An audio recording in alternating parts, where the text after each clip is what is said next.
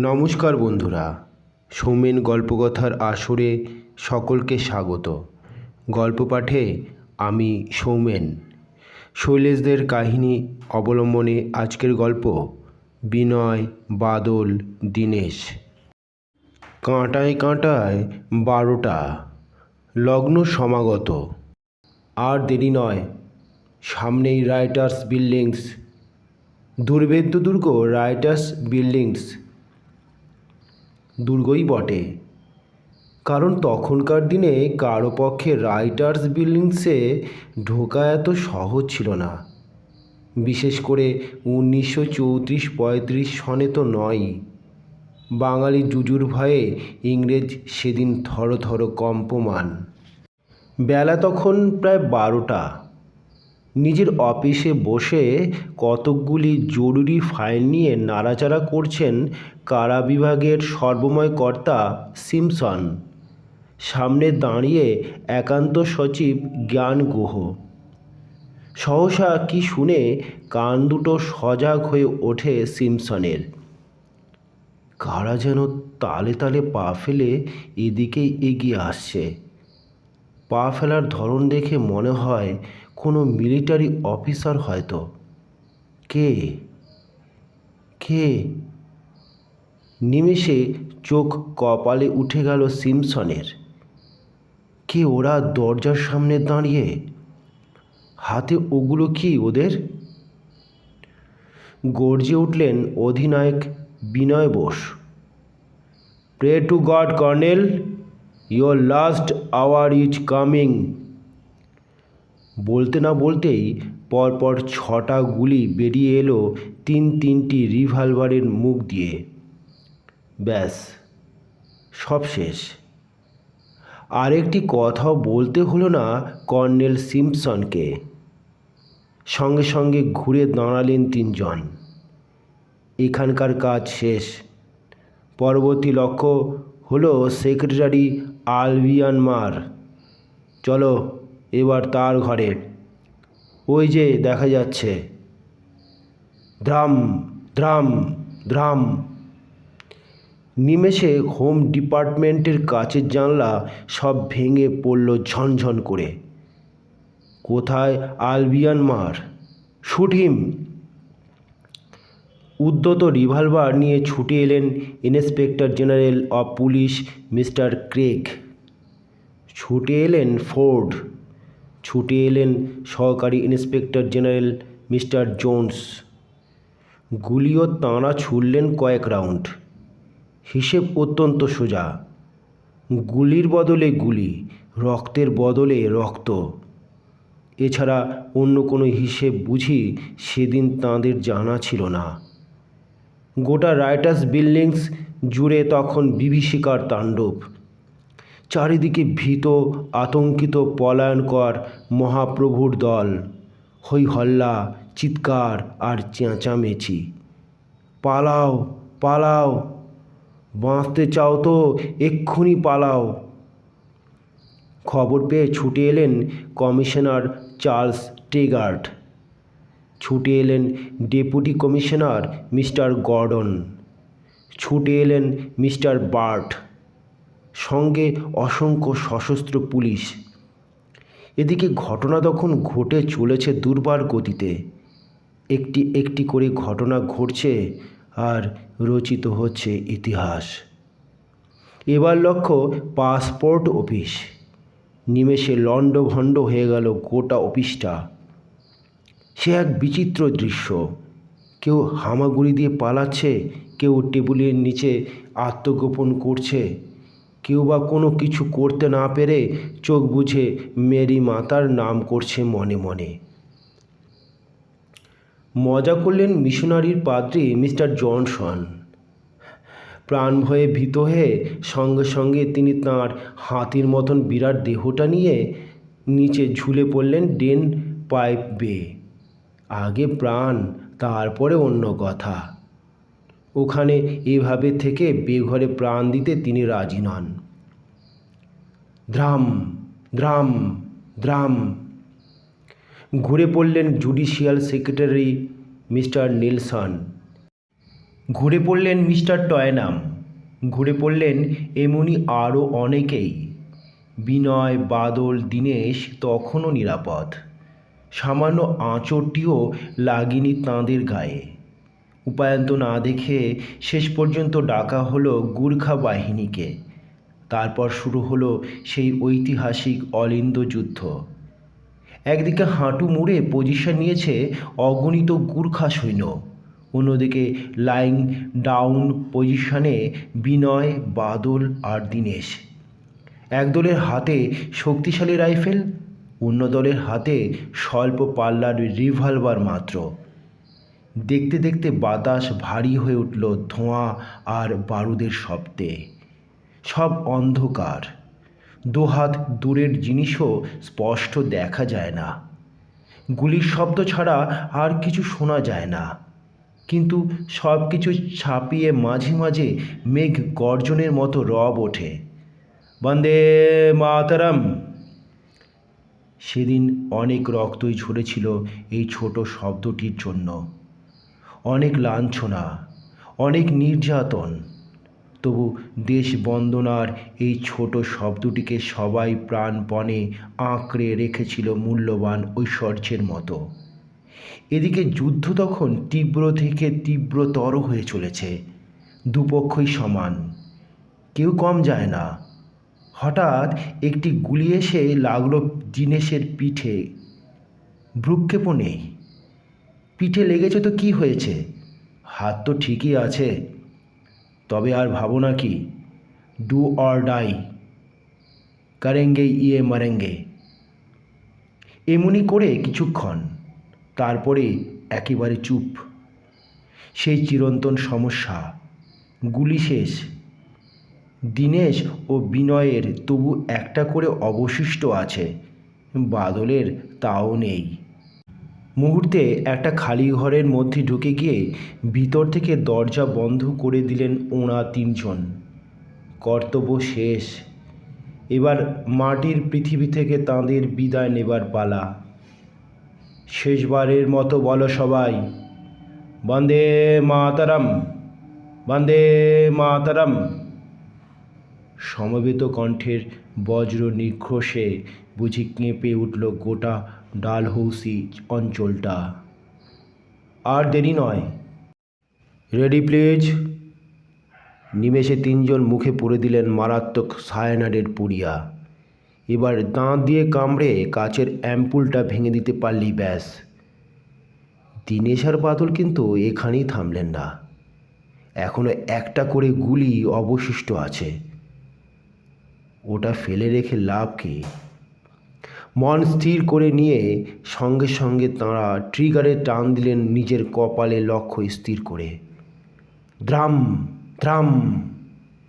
শেষবারের মতো রিভলভার দুটো গর্জে উঠেই হঠাৎ থেমে গেল। তারপর একসঙ্গে তিনজনের দেহই লুটিয়ে পড়ল শক্ত মাটির বুকে। ভিতরে বহুক্ষণ পর্যন্ত কোনো রকম সারা শব্দ না পেয়ে এবার শাসককুল পায়ে পায়ে এগিয়ে গেলেন অতি সন্তর্পণে। ওদের বন্দি করতে হবে, কঠিন শাস্তি দিতে হবে।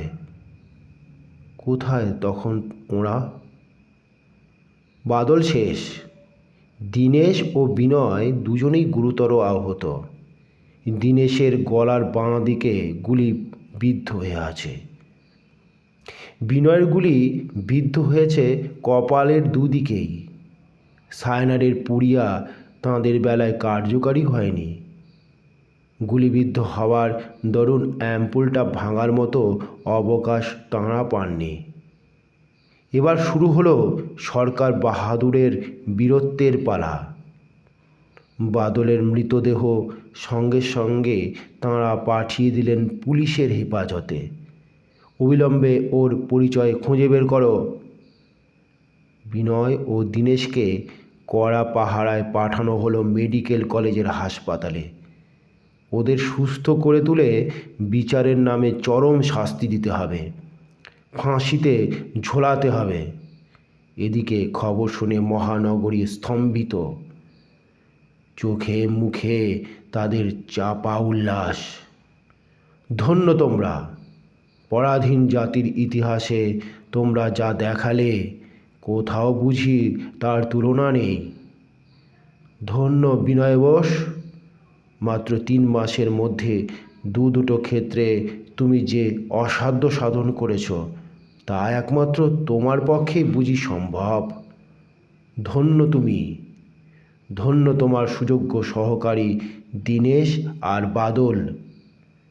পরদিনই সে খবর বড় বড় অক্ষরে প্রকাশিত হলো বিভিন্ন সংবাদপত্রের পাতায়। হাসপাতালে পাশাপাশি বেডে বিনয় আর দীনেশ। তখনও পর্যন্ত কারোর জ্ঞান ফিরে আসেনি। আদৌ আসবে কি না বলা শক্ত। 5 দিন ধরে জমে মানুষের টানাটানি, কিন্তু অবস্থা মোটেই আশাপ্রদ হয়, বরং জীবনী শক্তি যেন কমেই আসছে ক্রমশ। ইতিমধ্যে বিনয়ের বাবা মা দুজনেই এসে গেছেন। সদাশয় সরকার তাঁদের শেষ দেখা দেখতে অনুমতি দিয়েছেন। স্তব্ধ হয়ে তাঁরা দাঁড়িয়ে আছেন মৃত্যু পথযাত্রী সন্তানের শিহরে। অবশেষে পাদ্রী সাহেব এলেন শান্তির ললিতবাণী শোনাতে। অন্তিম মুহূর্ত উপস্থিত। সহসা কি শুনে বিনয়ের মুখের ওপর ঝুঁকে পড়লেন পাদ্রী সাহেব। বিকারের ঘোরে রোগী কি যেন বলছে বিড়বিড় করে। কিন্তু এ কি? সভয়ে কয়েক পা পিছিয়ে গেলেন পাদ্রী সাহেব। কি সর্বনাশ! কাকে তিনি শান্তি ললিতবাণী শোনাবেন? রোগীকে? মৃত্যু পথযাত্রী রোগী যে উল্টে তাঁকে ভয়ঙ্কর এক শান্তির বাণী শোনাতে শুরু করেছেন বিকারের ঘোরে। এই সংজ্ঞাহীন অবস্থার মধ্যেও ক্রমাগত তিনি বলে চলেছেন, attention please, forward March, left right, left right, left charge, go forward. পিতা রেবতীমোহন বোস। না, দুঃখ নয়, নিজে তিনি নামকরা শিকারী। জীবনে কোনো দিনও তাঁর গুলি মিস হয়নি। ছেলেও হয়েছেন তেমনি বাপকা বেটা। একটা গুলিও তাঁর মিস হয়নি। 10 জনের কাছে এমন ছেলের বাপ বলে পরিচয় দিয়েও সুখ। শিওরে মা, ধৈর্য ও সহিষ্ণুতার প্রতিমূর্তি যেন। নিশ্চল পাষাণের মতো সেই কখন থেকে তিনি দাঁড়িয়ে আছেন ছেলের শিওরে। একটি কথাও বলেননি, শুধু শেষ মুহূর্তে একবার ঝুঁকে পড়ে ছেলের মাথায় হাত রেখে আস্তে ডাকলেন, আমি এসেছি খোকা। একবার চোখ মেলে তাকিয়ে দেখো বাবা, আমি যে তোকে দেখব বলেই এমন করে ছুটে এসেছি।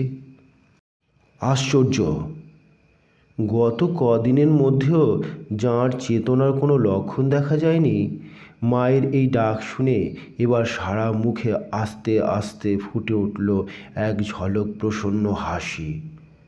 তারপর একটু একটু করে কখন হাতটা কপালের কাছে উঠে গেল সেলুটের ভঙ্গিতে। নিজে তিনি ছিলেন স্বাধীনতার সৈনিক, তাই অন্তিমকালেও নিজের মাকে, জন্মভূমিকে, লক্ষ লক্ষ নির্যাতিত দেশবাসীকে সামরিক ভঙ্গিতে সেলুট জানিয়ে গেলেন বীর সেনানীর মতো। শনিবার সকাল 9:30টার সময় মেডিকেল কলেজ হাসপাতালে বিনয়কৃষ্ণ বসুকে মৃত দেখা গেছে। রাতে কখন মৃত্যু হয়েছে তা জানা যায়নি। খবর শুনে শ্রদ্ধায় মাথা নোয়ায় গোটা বাংলাদেশ, গোটা ভারতবর্ষ। মাথা নোয়ালো কোটি কোটি নির্যাতিত নিপীড়িত মানুষ। হাজার হাজার, লক্ষ লক্ষ, কোটি কোটি কণ্ঠে জেগে উঠল মহাকবির সেই অমর বাণী, নিঃশেষে প্রাণ যে করিবে দান, ক্ষয় নাই তার ক্ষয় নাই।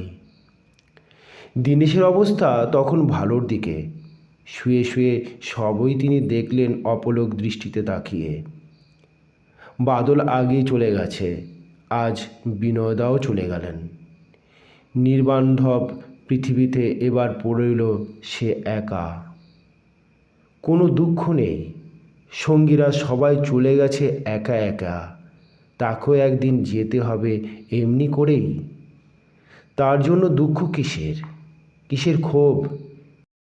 এ তো জানা কথাই, পৃথিবী কারো মুখ চেয়ে তার চলার গতি বন্ধ করে না। অবশেষে এলো সেই 1931 সালের 6 জুলাই। সকাল থেকে আলিপুর জেলে সেদিন সাজো সাজো রব।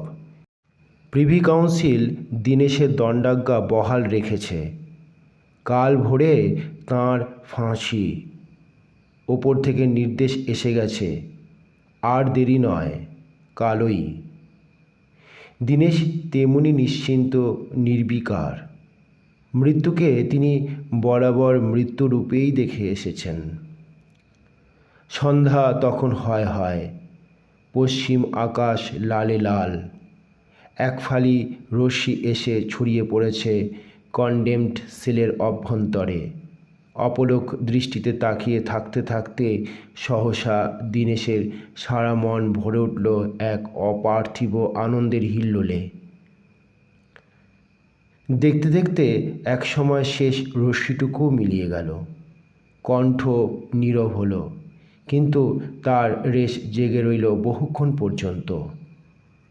হে অস্তগামী দিবাকর, তোমাকে শেষ প্রণাম জানাই। সব যেমন ছিল তেমনই থাকবে, সবই চলবে অপরিবর্তনীয় নিয়মের নির্দেশে, শুধু আমিই থাকব না। অবশেষে সেই মুহূর্ত এলো। ধীর বলিষ্ঠ পদে ফাঁসির মঞ্চের ওপর উঠে দাঁড়ালেন দীনেশ।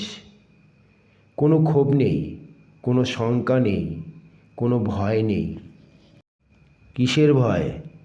শহীদ গোপীনাথ, প্রমোদ চৌধুরী, অনন্ত হরি মিত্রের পদস্পর্শে ধন্য এই ফাঁসি মঞ্চ তো তাঁর কাছে তীর্থভূমি। তাহলে ভয় কিসের? তোমার কিছু বলবার আছে বন্দি? Please stop. আমাদের বলার অধিকার যে কারা কেড়ে নিয়েছে সে কথা তোমরা তো ভালো করেই জানো। তাহলে কি লাভ এসব মিথ্যে ফর্মালিটি দেখিয়ে? Do your duty, I am ready. মুখের ওপর জবাবটা ছুঁড়ে দিয়েই দীনেশ সহসা বজ্রকণ্ঠে উচ্চারণ করলেন, বন্দে মাতরম। নিমেষে একটা ঝড় বয়ে গেল যেন গোটা জেলখানাটার ওপর দিয়ে। সঙ্গে সঙ্গে শত শত হাজার হাজার আটক রাজনৈতিক বন্দী ধ্বনি তুললেন, বন্দে মাতরম, বন্দে মাতরম। শহীদ দীনেশ গুপ্ত জিন্দাবাদ। বিকেলে লক্ষ লক্ষ লোক জমায়েত হলো মনুমেন্টের নিচে। তাদের মুখেও সে একই শপথ, দীনেশ গুপ্তকে আমরা কোনো দিনই ভুলব না। দীনেশ গুপ্ত জিন্দাবাদ। নমস্কার বন্ধুরা, ভিডিওটি এখানেই শেষ করলাম। পরের গল্পটি শুনতে লাইক, কমেন্ট, শেয়ার ও সাবস্ক্রাইব করতেও ভুলবেন না।